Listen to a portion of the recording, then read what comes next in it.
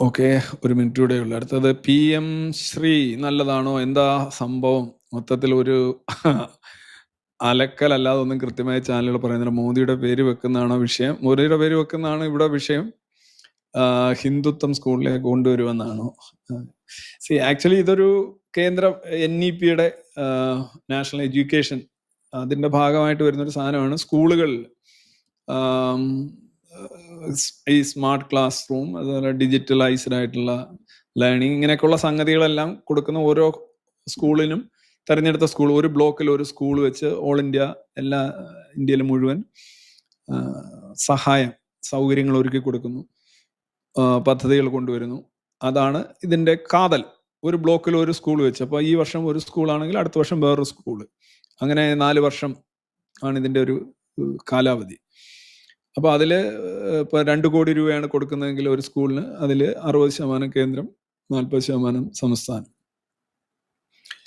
അപ്പം ഇത് മൊത്തം ഈ NEP-യുടെ മൊത്തം കാര്യങ്ങളും ഞങ്ങൾ നടപ്പിലാക്കിക്കൊള്ളാം എന്നുള്ള ഒരു അഫിഡാവിറ്റിൽ ഒപ്പിടുമ്പോഴാണ് ഈ പൈസ റിലീസ് ചെയ്യുന്നത്, അല്ലെങ്കിൽ പൈസ കിട്ടില്ല.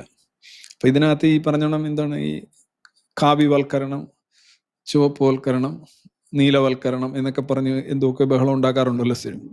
ചരിത്രം എഴുതി കൂട്ടുക, അതാണ് ഏറ്റവും വലിയ രസം. ചരിത്രം ഓരോ ഭരണാധികാരികളും വിജയികളും അവർക്കനുസരിച്ചും അവരുടെ കാഴ്ചപ്പാടിനനുസരിച്ചും ചരിത്രത്തിലും കുട്ടികൾ എന്ത് പഠിക്കണം, ചരിത്രമായിട്ട് എന്ത് വായിക്കണം എന്നുള്ള കാര്യത്തിൽ ആളുകൾ സ്ഥിരം ചെയ്തുകൊണ്ടിരിക്കുന്ന കാര്യം.